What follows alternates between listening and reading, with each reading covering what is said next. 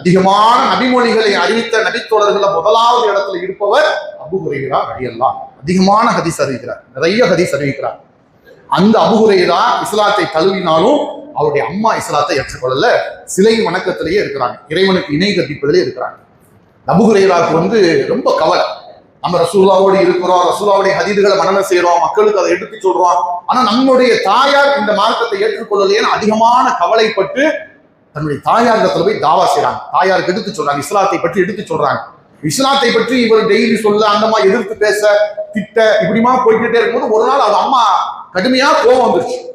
என்ன எப்ப பார்த்தாலும் ஒரே இஸ்லாம் இஸ்லாம் என்று பேசிக்கிட்டே இருக்க, ஓ நபி அப்படிப்பட்டவர் இப்படிப்பட்டவர், ரசூலுல்லாஹ் பத்தி ரொம்ப மோசமாக அந்த அம்மா திட்டிருச்சு. உடனே அபூ ஹுரைரா அழுதுகிட்டே ஓடி வராங்க. ரசூலுல்லாஹ் திட்டுனா அவங்க மனசு தாங்க, அல்லாஹ்வுடைய தூதர் மீது அவ்வளவு நேசம் என்ற தோழர்கள் இல்லையா, அழுது கொண்டே ரசூலுல்லாஹ்ட்ட வராங்க. அல்லாஹ்வுடைய தூதர் அவர்களே, இன்றைக்கு தாவா செய்யும் போது என் தாயார் கடுமையாக உங்களை ஏசி விட்டார்கள், திட்டி விட்டார்கள், என் தாயாரின் நேர்வழிக்காக நீங்கள் பிரார்த்தனை செய்யுங்கள் என்று சொல்லி ரசூலுல்லாஹ் தன் தாயினுடைய நேர்வழிக்காக பிரார்த்தனை செய்ய சொல்லி கேட்கிறாங்க. உடனே அல்லாஹ்வுடைய தூதர் அபூ ஹுரைராவுடைய தாயாருக்கு இறைவா நேர்வழியை கொடுப்பாயான்னு சொல்லி பிரார்த்தனை செய்றாங்க. அஸ்ஸலாமு அலைக்கும் வரஹ்மத்துல்லாஹி வபரகாத்துஹு. அல்ஹம்துலில்லாஹ் நஹ்மதுஹு வ நஸ்தஈனுஹு வ நஸ்தக்ஃபிருஹு வ நஊது பில்லாஹி மின் ஷுரூரி அன்ஃபுஸினா வ மின் ஷய்யாத்தி அஅமாலினா மை யஹ்திஹில்லாஹு ஃபலா முதில்ல லஹு வ மை யுத்லில்ஹு ஃபலா ஹாதிய லஹு. அஷ்ஹது அன் லா இலாஹ இல்லல்லாஹ் வ அஷ்ஹது அன்ன முஹம்மதன் அப்துஹு வ ரசூலுஹு. அம்மா பஅத் ஃபகத் கால அல்லாஹ் தஆலா ஃபீ மக்ஸனி தன்ஸீலில் அஸீம் வல் ஃபுர்கானில் மஜீத். அஊது பில்லாஹி மினஷ் ஷைத்தானிர் ரஜீம். பிஸ்மில்லாஹிர் ரஹ்மானிர் ரஹீம். யா அய்யுஹல்லதீன ஆமனு தக்குல்லாஹ ஹக்க துகாத்திஹி வ லா தமூதுன்ன இல்லா வ அன்தும் முஸ்லிமூன். கண்ணியத்திற்குரிய எல்லாம் வல்ல அல்லாஹ்வின் நல்லடியார்களே, அருமையான சகோதரர்களே, மாணவ செல்வங்களே, எல்லாம் வல்ல ஏக இறைவனுடைய ஒரு தனிப்பெரும் கருணையினால் தமிழ்நாடு தௌஹீத் ஜமாத் புதுக்கோட்டை மாவட்டம் அறந்தாங்கி கிளையின் சார்பாக நடத்தப்பட்டு கொண்டிருக்கக்கூடிய மாணவர்கள் மற்றும் இளைஞர்களுக்கான நல்லொழுக்க பயிற்சி முகாமிலே நாம் எல்லாம் கலந்து கொண்டு இருக்கின்றோம். இந்த நேரத்தில் முதலாவது உரையை தொடர்ச்சியாக உங்கள் மத்தியிலே பெற்றோர்களை பேணுவோம் சுவனம் செல்வோம் என்கின்ற தலைப்பு எனக்கு வழங்கப்பட்டது. பெற்றோர்களை பொறுத்த மட்டிலே அவர்களை குறித்து அல்லாஹ்வுடைய தூதர் ஏராளமான நல்ல உபதேசங்களை நமக்கு வழங்கியிருக்கிறார்கள். அந்த நல்ல உபதேசங்களின் அடிப்படையிலே நம்மை பெற்றெடுத்தவர்களுக்கு நாம் செய்ய வேண்டிய கடமைகள், நாம் செய்ய வேண்டிய நன்மைகள், அந்த நன்மைகளை எல்லாம் நாம் செய்யாமல் தவறிவிட்டால் அதனால் நமக்கு ஏற்படக்கூடிய இழப்புகள், பாதிப்புகள் எல்லாம் ஆவதற்கு முன்பாக சுவனம் செல்வோம் என்று இந்த தலைப்பினுடைய இரண்டாவது பாகமாக கொடுக்கப்பட்டிருக்கிறது. அந்த சுவனம் எப்படிப்பட்டது என்பதை குறித்து ஒரு சிறிய அறிமுகத்தை அறிந்து கொள்வோம் என்று சொன்னால், எதற்காக நாம் நம்முடைய பெற்றோர்களை பேண வேண்டும் என்கின்றதற்குண்டான விடை தெரிந்துவிடும். சுவனத்தை குறித்து கடந்த உரையிலே ஒரு செய்தியை சுட்டிக்காட்டினார்கள். யாருக்காவது நினைவு இருக்கிறதா? என்ன செய்தி? மிக அழகான ஒரு செய்தி. சொல்லுங்க.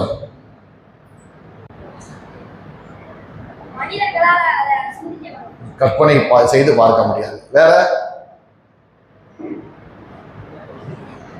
3 விஷயம் சொன்னாங்களே, அதுல ஒண்ணு சொல்லிட்டாரு. சொல்லுங்க. நீங்க தான் கை தூக்குனீங்களா தம்பி? போஸ்ட்.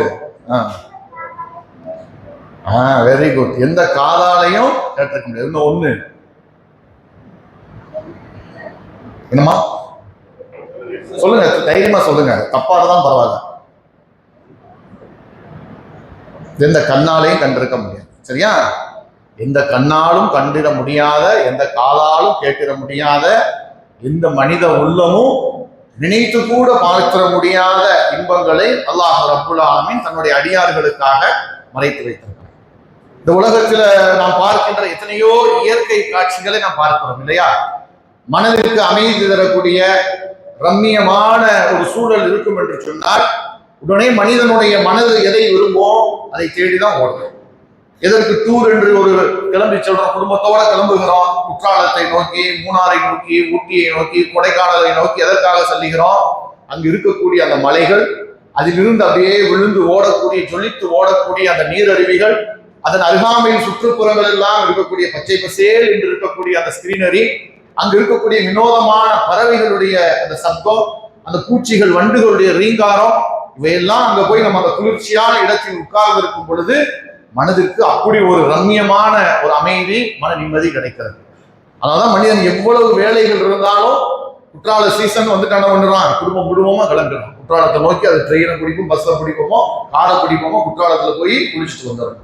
அல்லது ஏதாவது வெயில் கடுமையா இருக்கும், கொடைக்கானல் ஊட்டியை நோக்கி ஓடி விடுகிறான். ஏன்னா மனிதன் இயல்பாகவே அவனுடைய சைக்காலஜி எப்படி படைக்கப்பட்டிருக்கிறான் என்று சொன்னா இதை விரும்பக்கூடியவனாக இருக்கிறான். அப்ப அந்த சுவனத்தில் அதனுடைய மதிப்பு எப்படிப்பட்டது தெரியுமா? அல்லாஹ்வுடைய தூதர் ஸல்லல்லாஹு அலைஹி வஸல்லம் அவர்கள் எந்த சுவனத்தை நோக்கி நாம் பயணித்துக் கொண்டிருக்கிறோமோ அந்த சுவனம் எப்படிப்பட்டது என்பதை நமக்கு விளக்கி சொல்றாங்க. சுவனத்தில் ஒரு மனிதருக்கு ஒரு சாட்டை வைக்கிற அளவுக்கு இடம் கிடைப்பது என்பது இந்த பூமி, இந்த உலகம் இருக்கிறது, இந்த உலகம் முழுவதும் இருக்கக்கூடிய நிலப்பரப்பு, இந்த உலகத்தில் இருக்கின்ற செல்வங்கள் அனைத்தையும் கொண்டு போய் வைத்தாலும் சுவனத்தில் ஒரு சாட்டை வைக்கிற அளவு இடம் அவருக்கு கிடைப்பது அதை விட சிறந்தது. சுவனத்துல சாட்டை வைக்கிற இடம்னா இந்த போடியம் இருக்கு, இந்த அளவுதான். இந்த நான் நிற்கக்கூடிய இடம், ஒரு மனிதர் நிற்கக்கூடிய இடம் ஒரு சதுர அடி வைத்துக் கொள்ளுங்கள். ஒரு சதுர அடி இடம் சுவனத்தில் கிடைப்பதற்கு எதையெல்லாம் கொண்டு வந்து கொட்டினாலும் நிகராகாது. ஒட்டுமொத்த உலகத்தில் இருக்கிற அத்தனை பொருட்களையும் கொண்டு வந்து கொட்டினாலும் சுவனத்தில் ஒரு சாட்டை வைக்கிற இடத்திற்கு நிகராக வைக்க முடியாது. அப்ப எவ்வளவு மதிப்புக்குரியதாக சுவனம் இருக்கும். உலகம்னா அறந்தாங்கி மட்டுமா உலகம்? அறந்தாங்கியில் உள்ள சொத்துக்கள் மட்டுமா உலகம்? முகேஷ் அம்பானின்னு ஒரு பணக்காரர் இருக்காரு தெரியுமா? முகேஷ் அம்பானி கார் இருக்குல்ல, அவர்களுடைய கார்களை பார்க்கிங் செய்வதற்கு மட்டும் ஒரு கட்டிடத்தை கட்டியிருக்கிறார். அந்த கார் பார்க்கிங்க்கு முகேஷ் அம்பானி கட்டியிருக்கக்கூடிய கட்டிடத்துக்குள்ள ஒரு கிராமத்து சனங்களே கொண்டு போய் தங்க வச்சிடலாம். அவ்வளோ பெரிய கார் பார்க்கிங் மட்டும். அப்படின்னா முகேஷ் அம்பானியுடைய பங்களா எவ்வளவு பெருசு இருக்கும், முகேஷ் அம்பானி இன்னொரு சொத்துக்கள் எவ்வளவு இருக்கும். நான் சொல்றது இந்த உலகத்துல இருக்கக்கூடிய ஆயிரக்கணக்கான செல்வந்தர்களில் ஒரு செல்வந்தராக அடையாளம் தெரியக்கூடிய ஒரு முகேஷ் அம்பானியுடைய சொத்து. ஷார்ஜா கேள்விப்பட்டிருக்கீங்களா? ஷார்ஜா, துபாய் கேள்விப்பட்டிருக்கீங்களா? துபாய்க்கு பக்கத்துல இருக்கக்கூடிய அந்த 7 நகரங்கள்ல மாநிலங்கள்ல ஒன்றுதான் ஷார்ஜா. ஷார்ஜாவுடைய மன்னர் இருப்பார்ல, ஒவ்வொரு மாநிலத்துக்கும் ஒரு ஷேக் இருப்பார், மன்னர் இருப்பார். துபாய்க்கு ஒருத்தர், ஷார்ஜாக்கு ஒருத்தர். ஷார்ஜாவுடைய ஷேக்குடைய பேலஸ் ஒரு பெரிய ஊரே இருக்கு. அவருடைய பேலஸ் மட்டும், அவருடைய அரண்மனை மட்டும் ஒரு பெரிய கிராமம் இருக்கக்கூடிய அளவுக்கு தோட்டங்கள், துறவுகள் எல்லாம் உள்ளே செட் பண்ணிருப்பாங்க. ஷேக் போவார் லிஃப்ட், ஒரு கிரவுண்ட் ஃப்ளோர் ஃபர்ஸ்ட் ஃப்ளோர் போற லிஃப்ட்.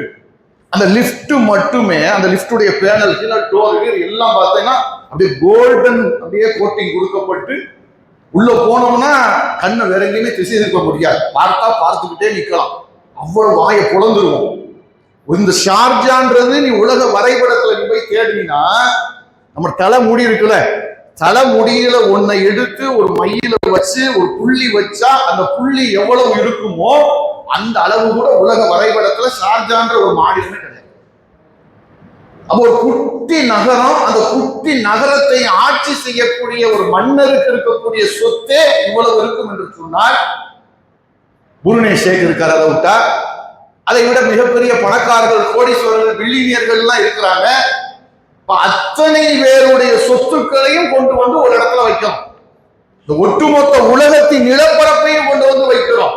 இது எல்லாவற்றையும் நீங்கள் கொண்டு வந்து வைத்தாலும் சுவர்க்கத்திலே ஒரு சாட்டை வைக்கிற இடத்தின் அளவுக்கு அது சமமாகுமா என்று சொன்னால் சமம் ஆகாது என்று அல்லாஹ்வுடைய தூதர் அவர்கள் சொல்றாங்க. அந்த சுவனம் எவ்வளவு மதிப்புக்குரியது தெரிகிறதா? ஒற்றை செய்தியில நபிகள் நாயகம் ஸல்லல்லாஹு அலைஹி வஸல்லம் அவர்கள் சொல்றாங்க, சுவனம் எவ்வளவு மதிப்புக்குரிய விஷயம் என்பதை நமக்கு விளக்கி சொல்றாங்க. சுவனம் இன்னும் ரசூலுல்லாஹ் விளக்குறாங்க. கடைசியாக நரகத்திலிருந்து விடுதலை பெற்று சுவனத்திற்குள்ளே அனுப்பி வைக்கக்கூடிய ஒரு மனிதன், அவதான் கடைசி. அவன் சொர்க்கத்துக்குள்ள வந்துட்டான் சொன்னா கதவுகள் மூடப்பட்டு விடும், அவனுக்கு பிறகு யாரும் கிடையாது. கடைசி அந்தஸ்து அவனுக்கு தான் சொர்க்கத்துல இருப்பதிலே ரேங்க், கடைசி ரேங்க். நம்ம பள்ளிக்கூடத்துல வகுப்புல ரேங்க் போடுவாங்கல்ல, first rank, second rank, third rank. கடைசி ஃபெயில் ஆகி எல்லா சப்ஜெக்ட்லையும் ஃபெயில் ஆகி போனா போதும் ஜஸ்ட் பாஸ் பண்ணி வாத்தியார் போட்டு கடைசி ரேங்க் இருக்கிறதே அவன் தான் கடைசி. அவன் சுவனத்திற்குள்ள வருவான். அவனுக்கு அல்லாஹ் சுவனத்தை, எப்படிப்பட்ட சுவனத்தை கொடுப்பான்? இந்த நாம வாழக்கூடிய உலகம் இருக்கிறது, இந்த உலகத்தை போன்று 10 உலகங்கள் இருந்து 10 உலகத்திற்கும் ஒரு ராஜா இருந்தா, ஒரு சுல்தான் இருந்தா, ஒரு அதிபதி இருந்தா, அவன் எவ்வளவு செல்வமாக இருப்பானோ அவ்வளவு சொத்துக்களை கொண்ட சொர்க்கத்தை அவனுக்கு அல்லாஹ் பரிசாக கொடுப்பான். யாருக்கு கிடைக்கிற சொர்க்கம்? முதல் தரத்தில் இருக்கக்கூடிய மக்களுக்கான சொர்க்கம் கிடையாது. நல்ல அமல்களை, நன்மைகளை அதிகமாக செய்துவிட்டு போகக்கூடியவர்களுக்கு கிடைக்கக்கூடிய சொர்க்கம் கிடையாது.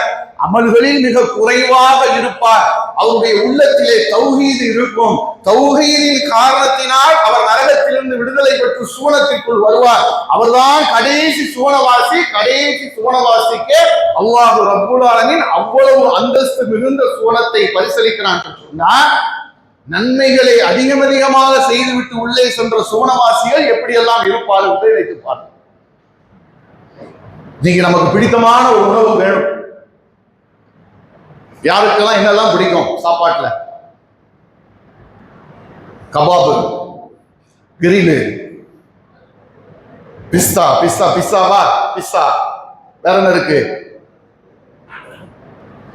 சவுண்டே வர, இது நமக்கு பிடிச்ச சப்ஜெக்ட் தானே. இதுக்கு முன்னாடி பேசினதால மௌனமா இருந்தோம். சாப்பாடுன்றது நமக்கு லைக் பண்ணக்கூடிய விஷயம் தானே. வேற என்ன இருக்கு? யாருக்கு எதுவும் பிடிக்காதா? இந்த ஊர்ல எல்லாம் வித்தியாசமா இருக்கீங்க. எங்க ஊர்ல சொல்லியிருந்தாங்க போட்டி கூட சண்டை ஓட்டு பின்னாடி கொடுத்துருப்பாங்க, எனக்கு அது இதுன்னு சொல்லியிருப்பாங்க. என்னென்ன வகையான உணவுகளை எல்லாம் நம்ம என்ன செய்யறோம், விரும்பி சாப்பிட நினைக்கிறோம். புதிதாக ஏதாவது ஒரு ஹோட்டல் திறந்து ஒரு ஆஃபர் போட்டா அன்னைக்கு மதியம் அங்க வாங்கி எப்படியா சாப்பிடணும்னு நினைக்கிறோம். ஆனா சுவனத்தில் இருக்கக்கூடிய உணவுகளை பற்றி அல்லாஹ் திருமறை குர்ஆனில் அப்படியே வர்ணிக்கிறான். இன்னைக்கு உலகத்துல நாம் ஒரு உணவை, பிடித்த உணவை சாப்பிட வேண்டும் என்று சொன்னா அதற்காக மெனக்கிடணும், தயாரிக்கணும், நீண்ட நேரம் எடுக்கணும், பொருளாதார ரீதியாக செலவு பண்ணணும்.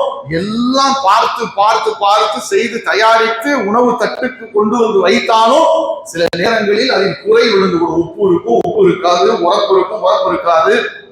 சில நேரங்கள் வெந்து இருக்கும், சரியா வேகாது. அவ்வளவு கஷ்டப்பட்டு செஞ்சாலும் சரியான முறையில் சாப்பிட முடியாது. ஆனால் சுவனத்தின் உணவுகளை பற்றி அல்லாஹ் ரப்புல் ஆலமீன் சொல்லுகிறான், அவர்கள் நினைத்தால் நினைத்த மாத்திரத்தில் சுவனவாசிகள் என்ன விரும்புகிறார்களோ அது கொண்டு வந்து கொடுக்கப்படும். நினைச்சா போதும். நம்ம கூப்பிட்டு போன் போட்டு ஸ்விக்கிலேயோ டொமாட்டோலையோ ஆர்டர் கூட நீங்க பண்ண தேவையில்லை.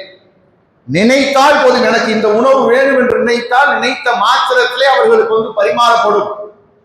கனி வர்க்கங்கள், பழங்களை பற்றி அல்லாஹ் பேசுகிறான். அவர்கள் விரும்பிய பழங்களை அவர்களுக்கு கொடுப்போம். முதலில் கொடுத்த பழம் போன்றே மீண்டும் அவர்களுக்கு பழம் கொடுக்கப்படும். சுவனவாசிகள் சொல்லுவார்களா, இதைத்தான் எங்களுக்கு முதலில் கொடுத்து விட்டீர்களே, சாப்பிட்டு விட்டு சொல்வார்களா, தோற்றத்தில் ஒன்று போல் இருக்கிறது ஆனால் ருசியில் இது வேறுபட்டு இருக்கிறது என்று சொல்லி சிலாகித்து பேசுவார்கள் என்கின்ற செய்தியை சூரா பக்கராவில் அல்லாஹ் பேசுகிறார். சுவனம் என்பது சாதாரணமான ஒரு விஷயம் கிடையாது. அந்த சுவனம் என்பது சாதாரணமாக கிடைத்து விடக்கூடியதும் கிடையாது. இவ்வளவு பாக்கியம் பொருந்தி இந்த சுவனத்தை அல்லாஹ் ரப்புல் ஆலமீன் அதை எப்படி பெறுவதற்குண்டான வழிமுறைகளையும் நமக்கு கற்றுத் தருகிறார். அந்த வழிமுறைகள் ஏராளமாக நமக்கு சொல்லித்தரப்படுகிறது.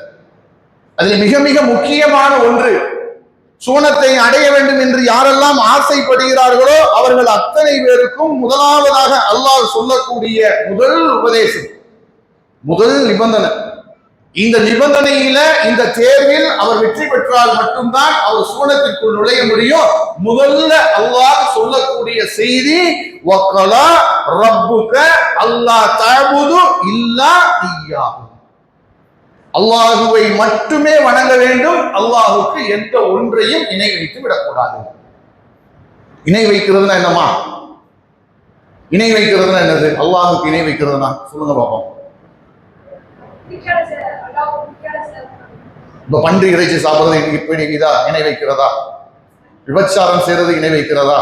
அல்லாஹுக்கு பிடிக்காத செயலை செய்வது இணை வைப்பதுனா என்ன அர்த்தம்? ஒரு கொடுப்போமா? அடுத்த சான்ஸ் ஒரு கொடுப்போமா? வரைஞ்சு கட்டி நிக்கிறார் தலைவர், சொல்லுவாரு.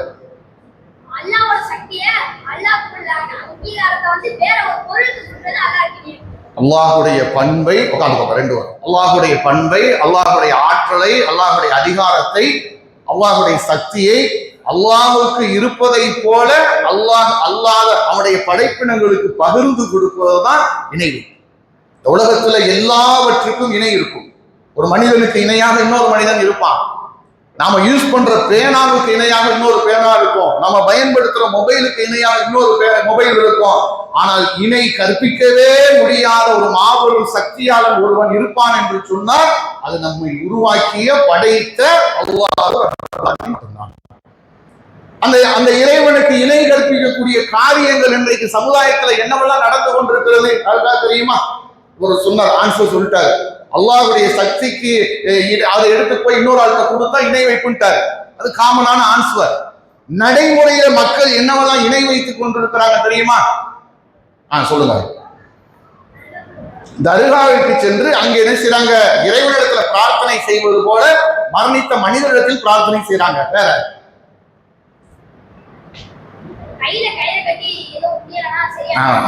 அல்லாஹ் மட்டும்தான் நோய்க்கு நிவாரணம் அளிப்பான். ஆனா இந்த மக்கள் நினைக்கிறாங்க ஒரு கருப்பு கயிறை கட்டிவிட்டால் அது நம்ம நோயை நிவாரணப்படுத்தும் நம்புறாங்க. இது இணை வைப்பு. வேற என்னமா? கோவிலுக்கு போறாங்க, சிலைகளை வழிபடுறாங்க, உட்காந்து அது ஒரு இணை வைப்பு. வேற இந்த மாசம் ஒரு மாசத்துல உட்கார்ந்து இருக்கிறோம் நம்ம, சொல்லுங்கம்மா. என்னமா? பேரிச்சம்பழம் கொடுக்குறாங்களா? தேர் இழுக்கிறதா? தேர் இழுக்கிறதாமா? சரி, ஓகே, ரைட். வேற மௌலிது என்கின்ற பெயர்ல நபிகள் நாயகம் ஸல்லல்லாஹு அலைஹி வஸல்லம் அவர்களை வரம்பு மீறி புகழ்றாங்களா? மைக்கு போட்டு பாட்டு பாடுறாங்களா ராகமா? அந்த மாதிரி செய்வதும் இணை வைப்பில் ஒன்று. இப்படி எந்த வகையாக இருந்தாலும், எந்த அடிப்படையாக இருந்தாலும் நம்ம மனசுல ஆழமாக ஒன்றை பதிய வைத்துக் கொள்ளணும். எந்த சந்தர்ப்பத்திலும் அல்லாஹுக்கு இணை கற்பித்து விடவே கூடாது, இணை வைத்து விடவே கூடாது. அல்லாஹுக்கு இணை கற்பித்து விட்டால் அல்லாஹ் திருமறை குர்ஆன்ல அதை ஒரு விதியாக, அதை ஒரு ஆணித்தரமான செய்தியாக பதிவு பண்ணி சொல்றான். யார் அல்லாஹுக்கு இணை கற்பிப்பாரோ ஃபக்கத் ஹர்ரமல்லாஹு அலைஹிமுல் ஜன்னah, சுவனத்தின் கதவுகள் அவருக்கு மூடப்பட்டு விடும். நிரந்தரமாக அவர் சுவனத்திற்குள் வரவே முடியாது, நரகத்திலேயே வீழ்ந்து கிடக்கணும். அவர் ஏராளமான நன்மைகளை அவர் செய்துவிட்டு வந்தாலும் அந்த நன்மைகளை வைத்து அவர் சுவனத்திற்குள் நுழையவே முடியாது. இணை வைப்பு எந்த காலகட்டத்திலும் சுவனத்திற்குள் விடாது. அப்ப நாம் சுவனத்திற்கு செல்ல வேண்டும் என்று சொன்னால் முதல் விதி நிபந்தனை, நாம் அல்லாஹுக்கு இணை கற்பிக்காமல் அவனை மட்டும் வணங்க வேண்டும். அதுக்கு அடுத்து அல்லாஹ் என்ன சொல்றான் தெரியுமா? அல்லாஹுவை பற்றி பேசுகிறான். அல்லாஹுக்கு இணை கற்பிக்க கூடாது என்று சொல்லிவிட்டு அடுத்து அல்லாஹ் சொல்றான், நீ சுவனத்திற்கு செல்ல ஆசைப்பட்டால், நீ சுவனத்தின் இன்பங்களை எல்லாம் அனுபவிக்க வேண்டும் என்று விரும்பினால் நீ அடுத்து செய்ய வேண்டிய வேலை வபில் வாலிதைனி இன்சானா, உன்னுடைய பெற்றோர்களுக்கு நீ நன்மை செய். எதை கொண்டு வந்து இரண்டாவது வைக்கிறான்? அல்லாஹுக்கு அடுத்து நபிகள் நாயகம் ஸல்லல்லாஹு அலைஹி வஸல்லம் அவர்களை கூட கொண்டு வந்து அல்லாஹ் வைக்கல. அல்லாஹுக்கு அடுத்து மற்ற இறை தூதர்களை கொண்டு வந்து அல்லாஹ் வைக்கல. அல்லாஹுடைய விஷயத்தை பேசிவிட்டு அல்லாஹுக்கு அடுத்த இடத்தில் யாரை கொண்டு வந்து வைக்கிறான்? நம்முடைய பெற்றோர்களை கொண்டு வந்து வைக்கிறான். பெற்றோர்களுக்கு நன்மை செய்பவர்கள் தான் சுவனம் செல்ல முடியும் என்று சொல்லிவிட்டு அந்த நன்மைகளை எப்படியெல்லாம் நாம் செய்ய வேண்டும் என்பதை குறித்து அல்லாஹ் அந்த வசனத்திலே பட்டியலிடுகிறான். உன்னுடைய பெற்றோர், நம்ம இடத்துல நல்லா பேசுறோம், உன்னுடைய பெற்றோர்கள் இருவர்னா யார் யாரு? அத்தாவும் அம்மாவும், 2 பேர் தான் பெற்றோர். இந்த 2 பேரில் இருவருமோ அல்லது ஒருவரோ வயது முதிர்ந்தவர்களாக அவர்கள் உம்மோடு இருப்பார்கள் என்று சொன்னால் அவர்களுக்கு நீ பணிவிடை செய். அல்லாஹ் என்ன சொல்றான்? அவர்களுக்கு நீ பணிவிடை செய், அவர்களை பார்த்து சீ என்று கூட நீ சொல்லிவிடாதே, அவர்களிடத்தில் மரியாதையான பேச்சையே நீ பேசுவியாக. இது அல்லாஹ் நமக்கு சொன்ன கட்டளை. என்ன வார்த்தை பேசணும்? பெற்றோர்களிடத்துல எப்படி பேசணும்? எப்படிமா பேசணும்? பெற்றோர்களிடத்துல மரியாதையாக பேசணும். இப்ப நமக்கு நாமே கேள்வி கேட்போமா? நாமளே கேள்வி கேட்போம். நம்ம வீட்டுல உட்கார்ந்து இருக்கிறோம், நம்ம வீட்டுல மொபைல் போன் பார்த்துக்கிட்டு இருக்கிறோம், ஃப்ரீ ஃபயர் விளையாண்டுக்கிட்டு இருக்கிறோம், அல்லது ரீல்ஸ் பார்த்துக்கிட்டு இருக்கிறோம், அல்லது இன்ஸ்டாகிராம்ல உட்கார்ந்து இருக்கிறோம். அப்ப பெற்றோர் கூப்பிடுறாங்க, அம்மா கூப்பிடுறாங்க, டேய் இந்த கடைக்கு மட்டும் போயிட்டு வந்து இதை வாங்கிட்டு வந்து கூடுறா. இங்க நம்ம அடிச்சு சுட்டு தள்ளிக்கிட்டு இருக்கோம், டப்பட்டி பொட்டி கூட்டி, வாடா வாடா உள்ள வாடா, குதிரா அந்த ரூமுக்குள்ள வந்து அவனை போட்டு தள்ளுறா, நீ எனக்கு உயிர் கூடுறா. அவன் அல்ல மாதிரி ஒரு உயிர் கொடுத்த மாதிரி கேட்கறான், எனக்கு உயிரை கூடுறா அப்படிங்கிறான். அம்மா அங்க இருந்து கத்துவாங்க, டே இந்த தேங்காய் வாங்கிட்டு வாடா, சட்னி வைக்கணும்டா, சீக்கிரம்டா. ஏமா ஒரு 100 வாட்டி சொன்ன புரியாதமா, அறிவே இருக்காதமா. யாரை பார்த்து சொல்லுவான்? எந்த அம்மா முதல் அவனுக்கு அறிவை போதித்திருப்பாரோ அந்த தாயை பார்த்து சொல்லுவான், வீட்டுக்கு வந்தாலே இதான் ஒரு டென்ஷன், இதுக்கு தான் வீட்டுக்கு வராம முக்கு ரோட்லயே உட்காந்து முக்கு சந்திலே உட்காந்து தின்னும் அந்த குட்டி சோதனை உட்காந்து விளையாடிக்கிட்டு இருக்கோம். இப்ப தெரியுதா? ஒரே அணைச்சிக்கிட்டு இருக்க. ஏன் நான் மட்டும்தான் அவனுக்கு பிள்ளையா? தம்பி இருக்கான், அவனை போய் சொல்ல வேண்டியதானே? தங்கச்சி இருக்காள், அவளை போக வேண்டியதானே? எப்போ பாரு என்னையவே நீ கடைக்கு போய் சொல்லிக்கிட்டே இருக்க. சொல்றோமா இல்லையா? எத்தனை பேர் சொல்லி எரிச்சப்பட்டு அப்படியே ரொம்ப கடுப்போட தாயிடத்தில் பேசுகிறோம். அல்லாஹ் அப்படி பேச சொல்லி நமக்கு சொன்னானா? அல்லாஹ் எப்படி பேச சொல்லி இருக்கிறான்? தாயிடத்தில், தந்தையிடத்துல அவர்களிடத்தில் மிக மரியாதையோடு நீ பேசு. அவர்களை வெறுத்து பேசிவிடாதே, கடிந்து பேசிவிடாதே, சீ என்ற வார்த்தையை சொல்லிவிடாதே. அவசரத்துக்கு போன் பண்ணா கூட சில பேர் எடுக்கிறது, வெளியில போய் உட்கார்ந்துறது ஃப்ரெண்ட்ஸோட. நமக்கு வில்ல எதிரியெல்லாம் வெளியில தான் கிடையாது, நம்ம கூடவே நண்பன்ற பேர்ல ஒருத்தர் சுத்துவான் தெரியுமா? அவன் தான் பெரியது. நண்பன்ல ஏதுரா நல்ல நண்பன் கெட்ட நண்பன். நண்பன்னாலே நல்ல நண்பன் தான் சொல்றாங்கல்ல, அது சினிமாவுக்கு தான் நல்லா இருக்கும். ரியாலிட்டியா நண்பன்ல நல்லவனும் இருக்கான், கெட்டவனும் இருக்கான். கெட்டவனை எப்படி அடையாளம் காண்றது? அவன் படிக்க மாட்டான், உனையும் படிக்க விட மாட்டான். அவன் படிச்சிருக்க மாட்டான். அவன் நாளைக்கு வாத்தியார் கேட்பாரு, இல்ல எக்ஸாம் வருது, அவன் படிச்சிருக்க மாட்டான். அவன் என்ன செய்வான் தெரியுமா? நேக்கா, மாப்பிள்ள எங்க இருக்க, இல்ல வா திண்ணைக்கு வாழ, இல்ல எல்லாம் வந்துட்டோம் உனைய மட்டும் காணன்னு வராம இருக்க, இல்ல செம இன்ட்ரெஸ்டா போய்கிட்டு சீக்கிரம் வா. ஏய் இப்பதான்டா புக் எடுத்திருக்கேன்டா, எங்க அத்தா வேற உட்கார்ந்து இருக்காரா, எங்க அம்மா வேற சொல்லியிருக்காங்கடா மார்க் எடுக்கணும், படிச்சுக்கிட்டு இருக்கேன்டா. இல்ல இந்த அம்மா அத்தாக்கு தான் வேலை, அது வேற என்ன வேலை இருக்கு? ஒரே படி இவங்க எக்ஸாமுக்கு 4 நாள் இருக்குல்ல, அப்ப பாத்துக்கா நீ வா. இவன் கூட்ட உடனே என்ன செய்வான்? அதே மெதுவா நைஸா பூனை அப்படி போற மாதிரி புக்கை வச்சுட்டு மொபைல் போனை அதை மறக்க மாட்டான். ஏதோ மறக்கிறோமோ மறக்கலையோ போனு, ஏன்னா அதுதான் ஆக்சிஜனு, அதுக்கு உள்ள வச்சுட்டு அப்படி வெளியே வந்து கேட்பாரு அத்தா, டே எங்கடா போற இன்னாரம்? இல்லத்தா ஒரு புக்கு மறந்து வச்சுட்டு வந்துட்டேன், ஒரு நோட்டை மறந்து வச்சுட்டு வந்துட்டேன், அதை எடுக்க போறேன், ஃப்ரெண்டுக்கு வீட்டுல வாங்க போறேன். அங்க போய் உட்காருது. அப்ப டைம் ஆச்சேன்னு சொல்லிட்டு தந்தை மனசு பதறமா பதறாதா? உள்ள போனானே என்னாச்சு தெரியல, உள்ளராச்சு. தாய் சொல்லுவாங்க, என்னங்க அவன் போனா மகன் ஆளை காணமே, போன் பண்ணி கேளுங்க. இங்க பார்த்தா இன்ட்ரெஸ்டா குரூப் மேட்ச் ஓடிக்கிட்டு இருக்கும், டீம் மேட்ச் ஓடி இருக்கும், அடிச்சு நொறுக்கிக்கிட்டு இருப்போம். யாரும் போன் வரும், கட் பண்ணி விடுவான். 100 வாட்டி அவர் போன் பண்ண வச்சிருக்கீங்க, இவர் வேற இன்சர் பண்ணிக்கிட்டு இருக்காரு. ரொம்ப தாங்க முடியாது. அம்மா போன் அடிப்பாங்க, உடனே போன், என்ன வேணும் உனக்கு, ஏன் போட்டு வரை தொல்லை பண்ற? யார்கிட்ட பேசுவான்? பெற்ற தாயிடத்துல எரிஞ்சு விழுந்து கடுமையான வார்த்தைகளை சொல்லி அந்த தாயுடைய மனதை நோகடிக்கக்கூடிய வகையில இதே போனு நண்பன் அடிச்சா அங்க எரிஞ்சு விட மாட்டான், அங்க கடிக்க மாட்டான். அங்க என்ன செய்யறான்? விழுதடிச்சு ஓடுறான். ஃப்ரெண்டு கூப்பிட்டான்னு சொன்னா விழுதடிச்சு ஓடுறான். பெற்ற தாய் பதறி அழைத்தால் அந்த அழைப்புக்கு பதில் சொல்லும் பொழுது கடுமையான கோபம், கடுமையான எரிச்சல், எதையெல்லாம் தாயிடத்தில் காட்டக்கூடாதோ அதையெல்லாம் காட்டக்கூடிய நிலைமையை பார்க்கணும்.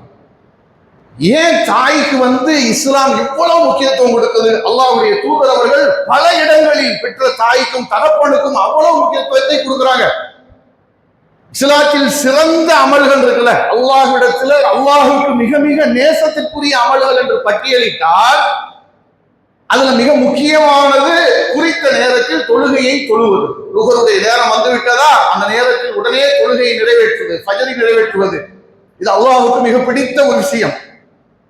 அதே போல அல்லாஹ்வுக்கு மிக மிக பிடித்தமான விஷயம் அல்லாஹ்வுடைய பாதையில போய் ஜிஹாது செய்வது. ஜிஹாதுன்னா அநியாயத்துக்கு எதிராக குரல் கொடுப்பது, சத்தியத்தை நிலைநாட்ட போராடுவது, சத்திய போராட்டத்தில் பங்கெடுப்பது. இது அல்லாஹ்வுக்கு மிக மிக பிடித்தமான விஷயம். எதிரிகளோடு சண்டையிட்டு எதிரிகள் நம்மை வெட்டி நம்முடைய கழுத்திலிருந்து ஒரு சொட்டு ரத்தம் பூமியை அடைவதற்கு முன்பாகவே நம்முடைய பாவங்களை எல்லாம் அல்லாஹ் மன்னித்து விடுவான். அவ்வளவு பாக்கியம் பொருந்திய நன்மை பொருந்திய ஒரு காரியம் ஜிஹாத்.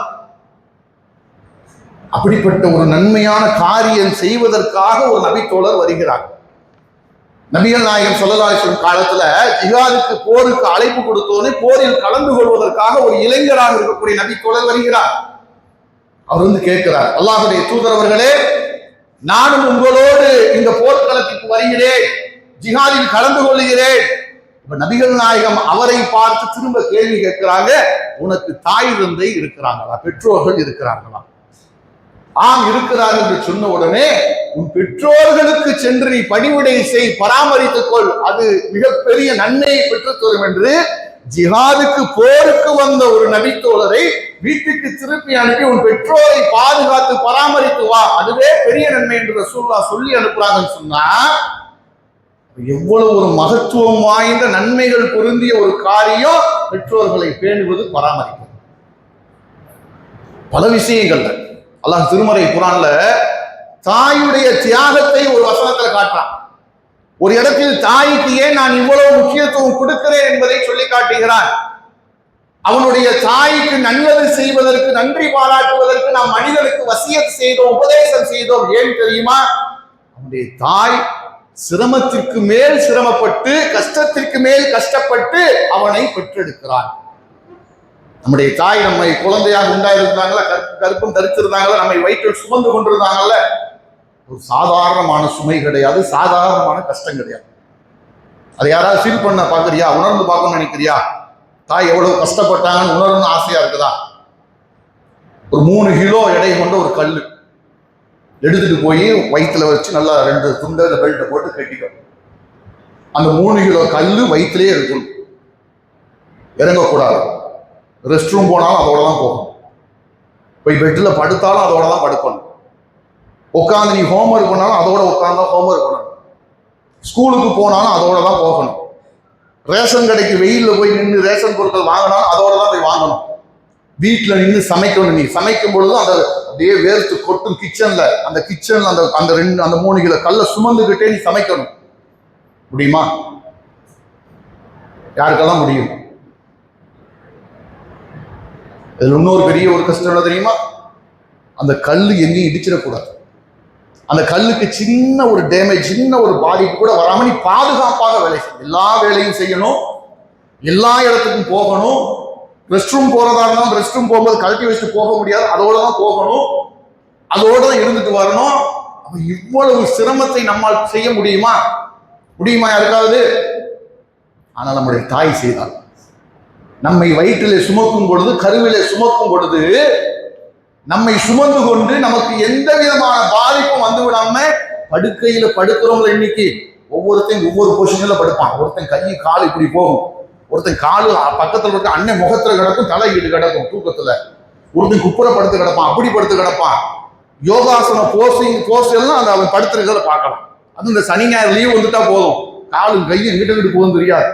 அப்படியெல்லாம் தாயால் படுக்க முடியாது. வயிற்றில் குழந்தையை வைத்திருக்கும் பொழுது அவளுக்கும் ஆசை வரும், இப்படி புரண்டு படுக்கணும், அப்படி புரண்டு படுக்கணும், குப்புற படுக்கணும் என்று அவளுக்கும் தோணும். ஆனால் வயிற்றில் நாம் இருப்பதினால் அவள் காலை குறுக்கி படுக்க முடியாது. அவள் ஒரு பக்கம் ஒருக்களித்து படுக்கணும், மறுபடியும் இந்த பக்கம் ஒருக்களிக்கணும்னா அப்படியே நம்மை போல் புரள முடியாது. எழுந்து உட்கார்ந்து மெதுவாக இடது பக்கம் ஒருக்களித்து படுக்கணும். அந்த வயிற்றில் குழந்தையோடு தான் ஆஸ்பத்திரிக்கு உன்னை வைத்துக் கொண்டு சுமந்து கொண்டு செல்வார். அந்த வயிற்றில் குழந்தையோடு தான் உன்னை சுமந்து கொண்டு ரேஷன் கடைகளுக்கோ இன்னும் பிற கடைகளுக்கோ செல்வார்.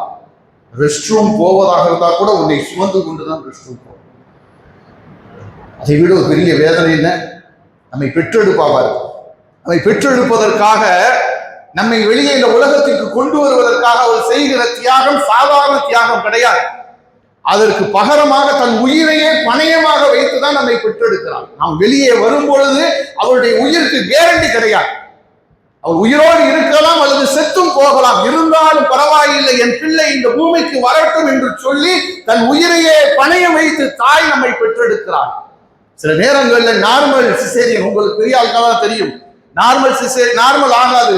அப்படி என்றால் சிசேரியன் என்ன செய்வாங்க தெரியுமா? டாக்டர் கத்தியை வச்சு இந்த வயிற்றை கீறும், குழந்தையை நம்மை வெளியெடுப்பதற்காக. இல்லைன்னா டாக்டர் சொல்லிடுவான் குழந்தையின் உயிருக்கு ஆபத்து, என்ன செய்ய?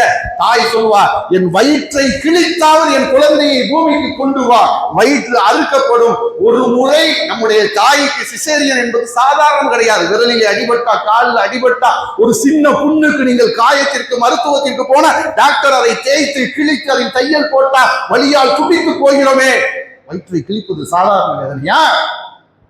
ரத்தமும் சதையும் வெளியே திரளும், என் ரத்தம் போனாலும் பரவாயில்லை, என் பிள்ளை இந்த பூமிக்கு வரட்டும் என்று சொல்லி தாய் தியாகத்துக்கு மேல் தியாகம். சாதாரண தியாகம் கிடையாது. அப்படி குறுக்க மடிச்சு இப்படி உட்கார வச்சு குறுக்க மடிச்சு இந்த குறுக்குல ஊசி போடுவான், மத ஊசி. அந்த மயக்கம் தெரியும், அந்த வலி தெரியாமல் இருப்பதற்காக அந்த ஊசி போடுவான்.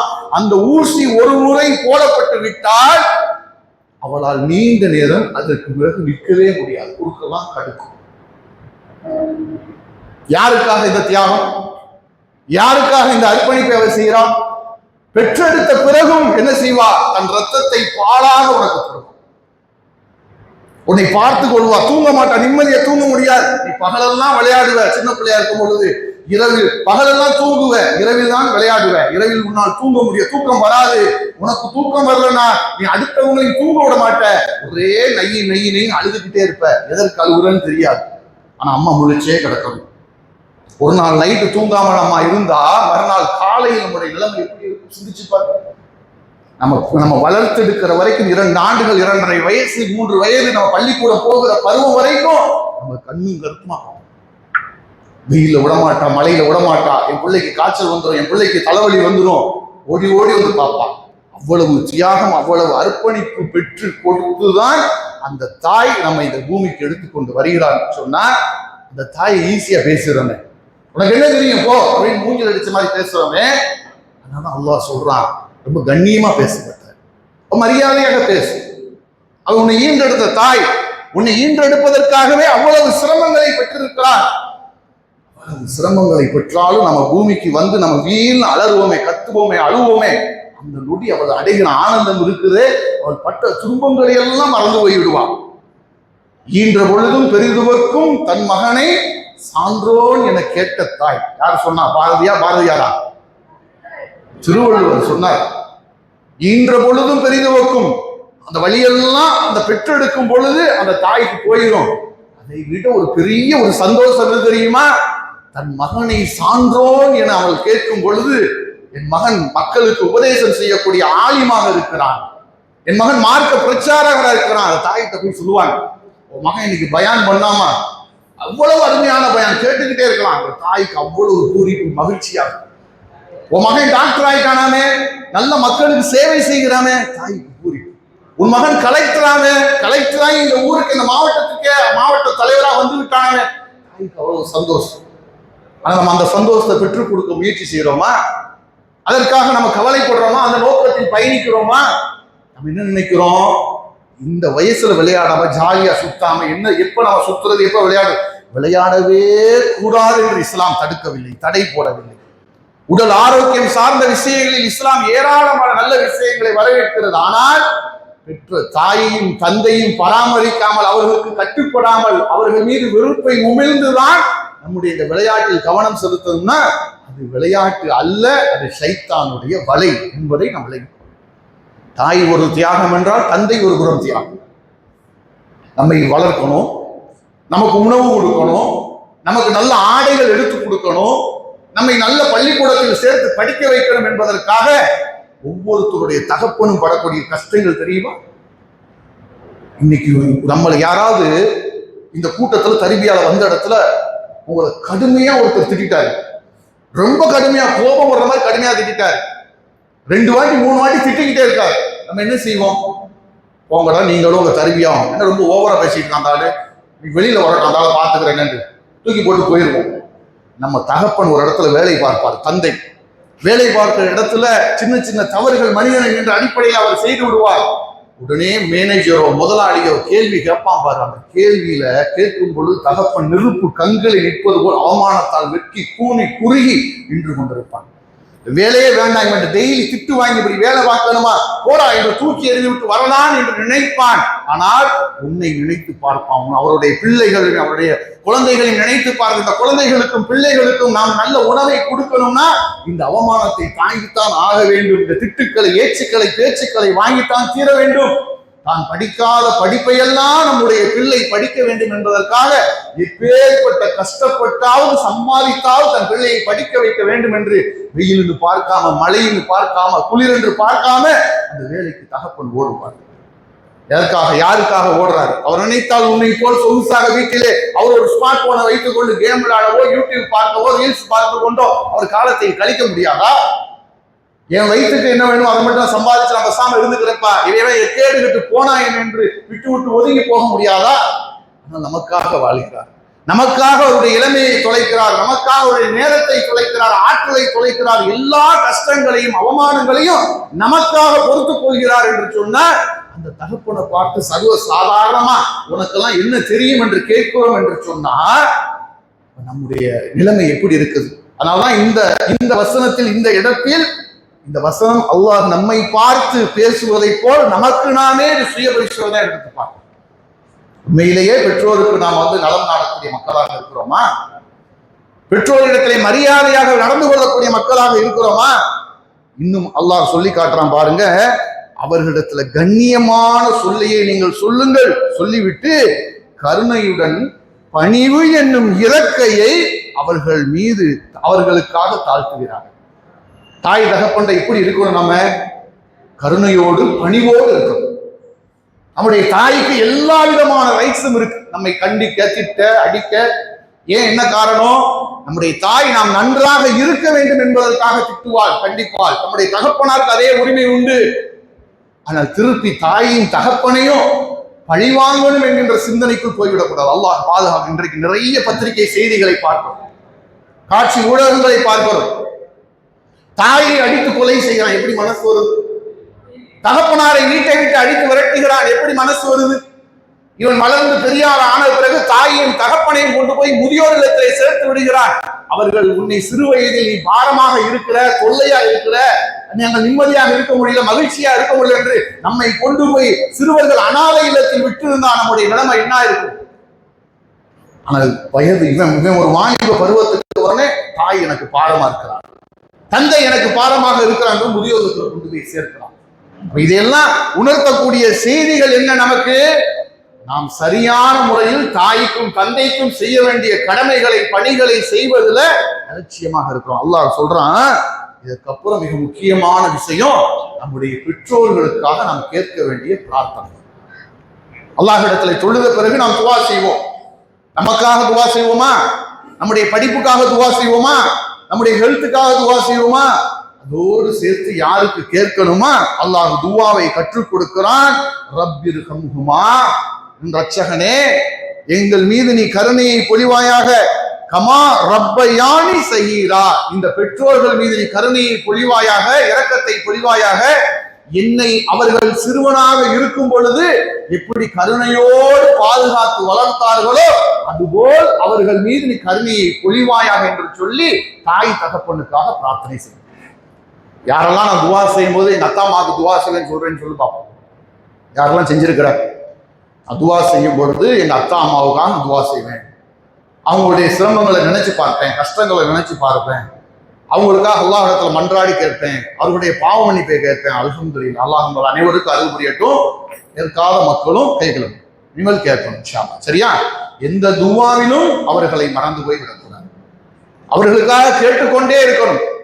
ஒருவேளை நம்முடைய தாயோ நம்முடைய தந்தையோ இந்த தௌஹீது கொள்கையை ஏற்றுக்கொள்ளவில்லை, வழிகேட்டில் இருக்கிறாங்க, அனாச்சாரமான கொள்கையில் இருக்கிறாங்க, இந்த கொள்கையை நாம் சொன்னாலும் அவர்கள் கேட்க மறுக்கிறார்கள், நாம் அதிகமாக அவர்களுக்கு கவலைப்பட்டு கவலையோடு நேர்வழியை கேட்டு துவா செய்யும். அபூ ஹுரைரா ரலியல்லாஹு அன்ஹு என்ற ஒரு நபித்தோழர் இருந்தார். அவருடைய சிறப்பு என்ன யாருக்காவது தெரியுமா? அபூ ஹுரைராவுடைய சிறப்பு யாருக்கு தெரியும்?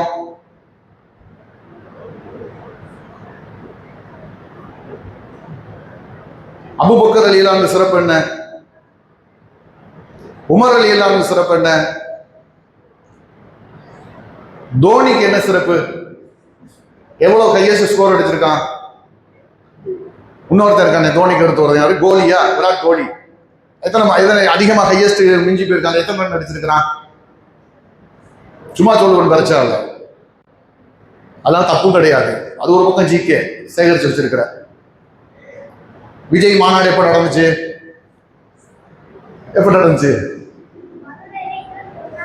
மதுரையில 21, அது ஆகஸ்ட் 25 போட்டு அதை மாற்றின தேதின்னு சொல்றாங்க. உட்காரு.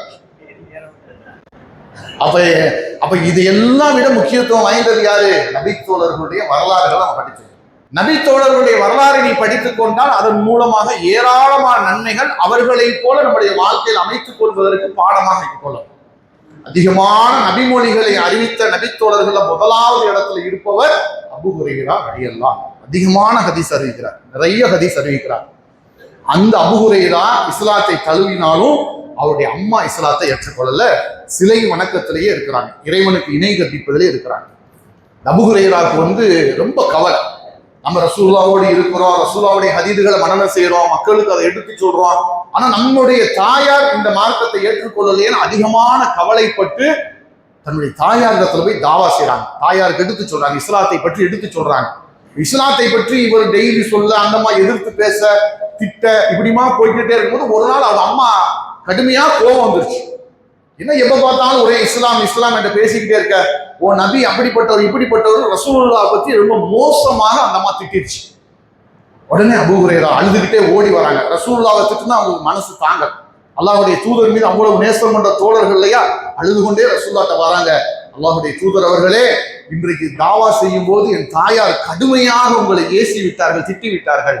என் தாயாரின் நேர்வழிக்காக நீங்கள் பிரார்த்தனை செய்யுங்கள் என்று சொல்லி ரசூலுல்லாஹ் தன் தாயுடைய நேர்வழிக்காக பிரார்த்தனை செய்ய சொல்லி கேட்கிறாங்க. உடனே அல்லாஹ்வுடைய தூதர் அபூ ஹுரைராவுடைய தாயாருக்கு இறைவா நேர்வழியை கொடுப்பாயான்னு சொல்லி பிரார்த்தனை செய்யறாங்க. அந்த பிரார்த்தனை செய்து முடித்து அபூ ஹுரைரா வீட்டுக்கு செல்லுகிறார்.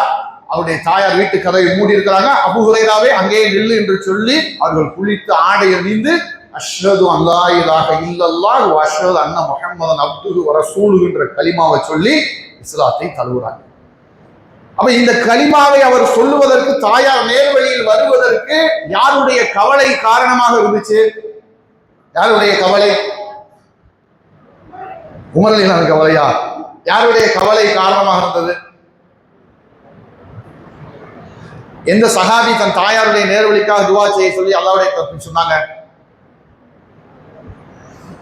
சும்மா உட்கார்ந்து அபூ ஹுரைரா ரலியல்லாஹு. அப்ப தன் தாய்க்காக அந்த மகன் அடைந்த கவலை, தன் தாய் நேர்வழியை அடைய வேண்டும் என்று அவர் அல்லாஹ்வுடைய தூதருக்கு பிரார்த்தனை செய்ய சொன்ன விஷயம், தன் தாயிடத்துல டெய்லி இந்த செய்தியை எடுத்து சொல்லிக் கொண்டே இருந்தது. இது நமக்கு உணர்த்தக்கூடிய விஷயம் என்னன்னா, அந்த நெருப்பில் நம் தாய் விழுந்து பொசுங்கி விட்டால், நம்முடைய தகப்பன் விழுந்து கருகி விட்டால், மீண்டு வரவே முடியாமல் அங்கேயே சிறையுண்டு கிடந்து விட்டால் அவருடைய நிலைமை என்ன? அவர் கவலைப்பட்டு அல்லாஹ் இடத்துல பிரார்த்தனை செய்யணும், தாயிடத்துல தந்தையிடத்துல போய் பேசணும், இந்த ஏகத்துவ கொள்கையின் பக்கம் நீங்க வாங்க, இதுதான் சத்தியம் என்று சொல்லி அவர்களுக்கு எடுத்து சொல்லி அழைப்பு விடுப்பதும் நம்முடைய கடமையாக இருக்கிறது. அப்ப இந்த தாய் தந்தைக்கு செய்யக்கூடிய விஷயத்துல அல்லாஹ் ரப்புல் ஆலமீன் ஒரு 4 விதமான விஷயங்களை சொன்னான். 4 விதமான விஷயங்களை நம்ம பார்த்தோம். என்னென்ன விஷயங்கள் நம்ம ஒரு விஷயம் சொல்லலாமா? முதல்ல என்ன சொன்னா, பெற்றோருக்கு ஃபர்ஸ்ட் என்ன செய்யணும்?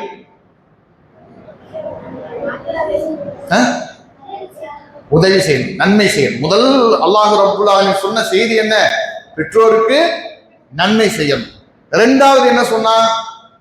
ரெண்டாவது சொன்னது